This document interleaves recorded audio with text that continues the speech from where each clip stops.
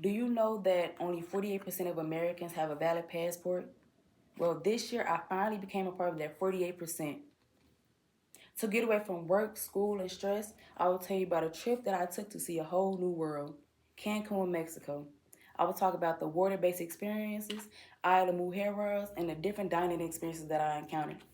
As it is hitting the month of June, everyone is either preparing themselves for a vacation, getting ready to be on break from school, or just hoping to look for a time to relax. And this year, I was finally part of that crew. This June, my mother and aunt was turning 50 years old, and they both decided what way to go out with a bang with turning 50. Go out of the country. Now, this is my very, very, very first time going out the country, so is my mother. But since that I'm her daughter, she mostly focused on me going out the country and me enjoying myself, even though it was her birthday. So that made it even more special. In hopes of telling you this story, I hope to give you motivation to try and see new things, even if it's something that you're not familiar with. The first water-based experience that I encountered was the underwater cave, which is beautiful and scary. First, there was a 40-minute ride through the forest where we seen leaves, animals, and it was a dirt road. No modern, new technology, anything. No, nothing like that. It was very rainforest-like, which I enjoyed. The underwater cave that I went to was about 50 feet deep, and in order to get in, you either had to jump in from above, which was like a 15 feet jump, or just you could either just slide in from the steps, which I decided to slide in from the steps, which I was very scared.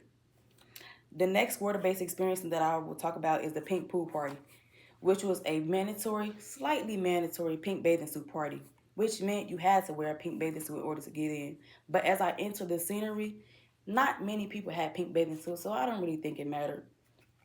They served alcoholic drinks that later led on to a couple people being sick, including myself. The next experience that I will talk about is Isla Mujeres, which was an island that consisted of humid heat, many vendors, a clear water beach, and lots of sightseeing. Now, the vendors there will try to overcharge you, so be aware. In order to get to Isla Mujeres, we took a 40-minute boat ride, which was called the ferry ride over the Caribbean Sea. The Caribbean Sea was very beautiful. The water was blue. There was no smell. The water wasn't dirty. I really appreciated the view very well. The next experience that I will talk about will be my eating and dining experiences.